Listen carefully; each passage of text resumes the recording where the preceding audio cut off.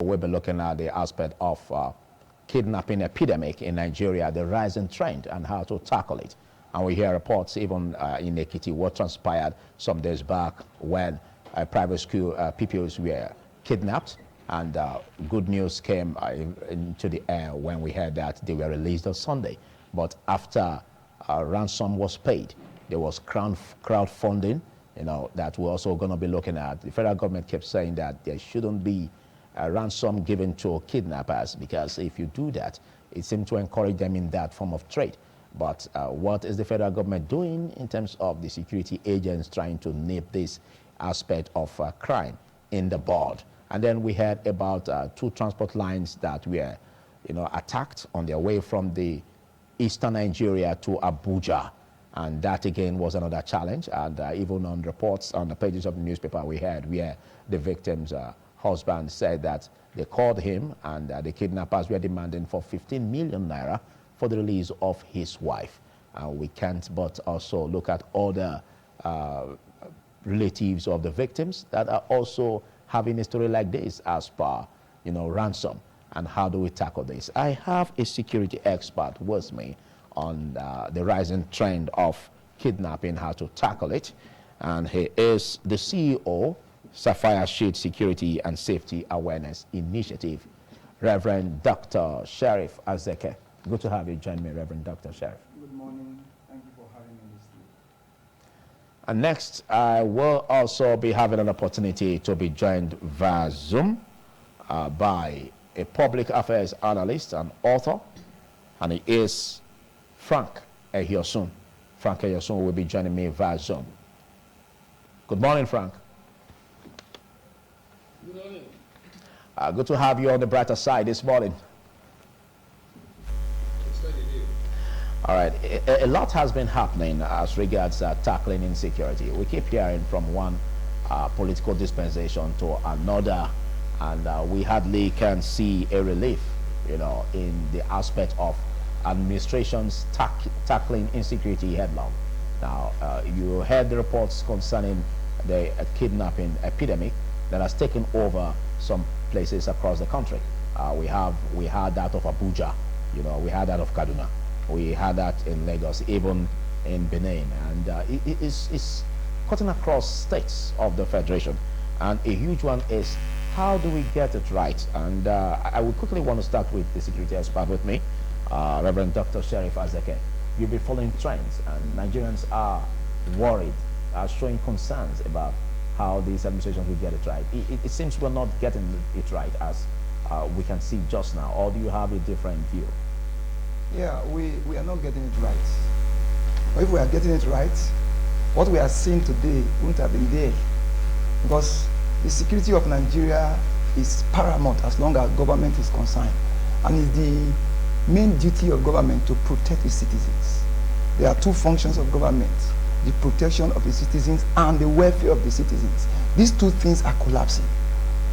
The protection of the citizens, we will look at it very well holistically.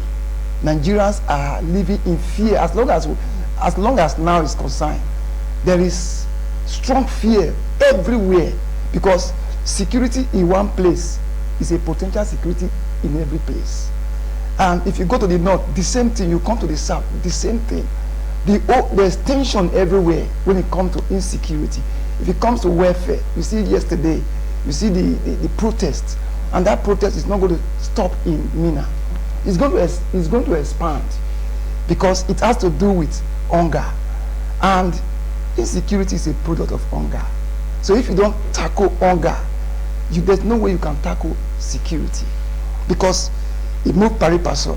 Insecurity does not just come on its own. There are factors that are involved. When these factors comes up, you see insecurity evolving. Okay, but what we have just now, basically, like you said, how to keep it in check. You made mention of tackling the factors. Some can say that this could be a KIV thing or a long-term plan.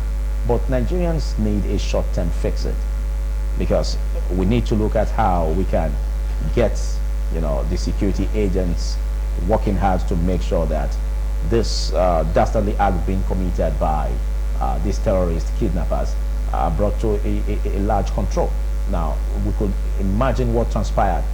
You know, Nigerians, even passengers, are scared of traveling to the east, and even traveling from the east to Abuja, for instance. And this took place in Kogi State. You know, we also heard about reports in Ekiti State about schools. Now, parents are also scared. Having their children in school is another headache. You know, so what should the government do under President Bola Tinubu to make a different approach that will tackle this aspect?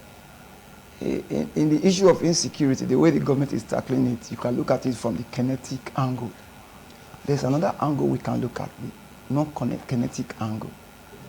Insecurity is not about approaching it with the gun or with the uniform. It is not about even the uniform people.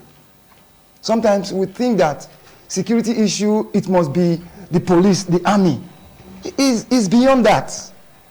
It is high time for people to be educated in the area of security. Security education is paramount. When you look at the whole thing, you discover that the education of the citizens in the area of security, awareness, enlightenment is very, very poor. When the people don't have security education, anything can happen. We'll leave everything in the hand of the army, the police. No, they can't approach it alone. Everybody must come to the round table. Everybody must be a stakeholder. Everybody must be a fighter to this evil monster that is affecting us. Because insecurity for one is insecurity for all.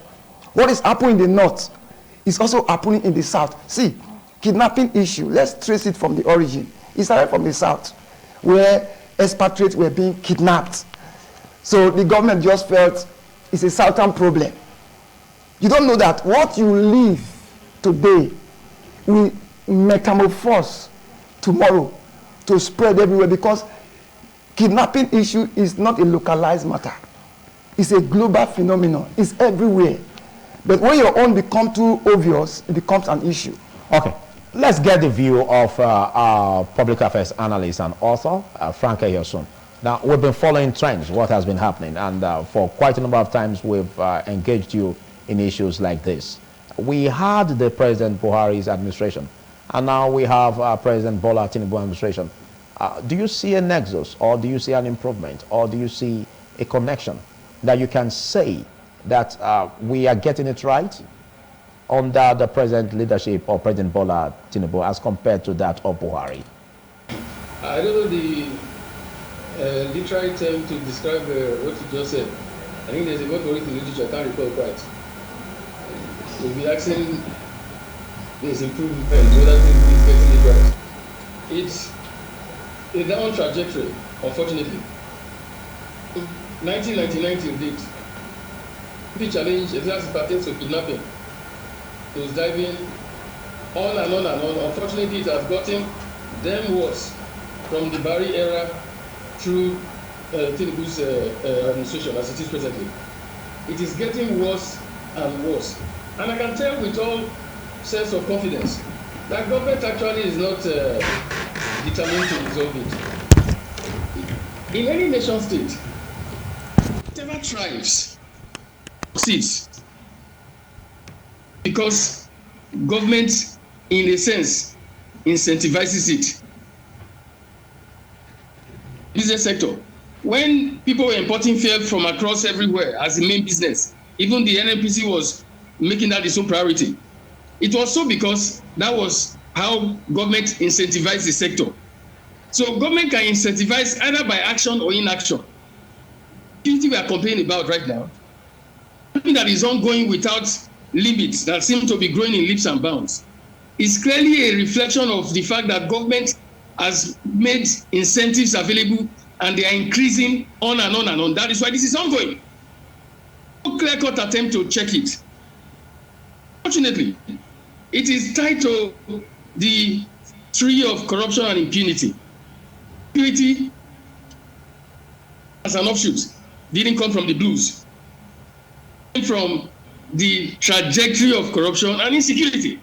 So to ask that question, like I said just now, I don't have the exact as in what to use to describe it, because the answer seems to be in the question, even if it doesn't seem so obvious. in Abuja, that is the FCT, to be the safest place in the country. Right now, I heard the Minister of FCT speaking a few days ago, I think about a week or a fortnight ago, about their resort to setting up vigilante. When I heard that, I said that may be the first across the world for the federal capital city of a nation state. Resort to vigilante is not within the ambit of the law. Federal government that has retained exclusively the function of policing and internal security. One of the items in the 68 items on the exclusive list. You see a case of inconsistency, incapacity, and arrogance that is not admitted. So I'm putting it to you that government doesn't have any clear-cut intention to check it. If they did, it will be reflected by the steps they take and relevant incentives to ensure that these things are checkmated. It is supposed to be the sole proprietor of coercion. How can we have a state, a nation state, multiple items of coercion with they do it without seeming consequence? So many times, that's when you hear that police is trying to catch up or follow up on one front or the other. To you, my brother, that there isn't any clear-cut attempt to solve it. And one of the factors responsible is because I can only say that Nigeria has grown up, unfortunately, or appears to be a spoiled child. Spoiled child. When you give a child something, you give him to play with. The entitlement. You take it when he begins to cry. Again, he holds on to it, doesn't want to leave it. It's the way government has become in Nigeria. 14, section 1 and 2. In fact, subsection 1 specifically states, and I quote, he said, sovereignty belongs to the people, from whom the Constitution derives our authority. In Nigeria today, government, like a spoiled child, thinks that sovereignty belongs to them. Sovereignty means supreme authority, ultimate power. Constitution has stated very clearly that power belongs to the people. Don't give it to government temporarily every 4 years, or is repeated for somebody maybe for 8 years, as the case may be. These guys in power just think that the sovereignty belongs to them, so people are taking for granted. Okay, Frank Eyosun, thank you. Let's quickly critique what you said, Frank Eyosun. You made mention of the fact that even in the FCT, it is quite laughable that the FCT minister is talking about raising a vigilante network in the FCT. Now, have you forgotten the aspect of community policing as a way out of this doldrum? Don't you think that could be a way out critically in order to, look at tackling insecurity? Because we understand that we have the armed forces, but we can't neglect the pivotal role played by the vigilante network if it's properly positioned, even at the FCT. No, Philip, please, let's get something clear. Vigilante is not a police force, it's not a law enforcement unit.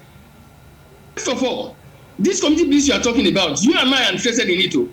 It is the government that ensures that we don't have such state police. If you go back to policing in Nigeria in history, network of policing that is recognized or traceable in our history dates back to 1861. By 160 years, almost 160 years ago. It was anchored or done by our colonial masters. The guy in charge there in the Ekpe division in Lagos, as they came in, wrote to the motherland that they wanted to set up a team of policemen trained like soldiers for the purpose of task election and subjugating the people. It was just 30 people they used to start it in 1861. Those ones succeeded. They now increased the number by 70 to 100. That went on and on and on until in 1930, when the Nigerian police was set up.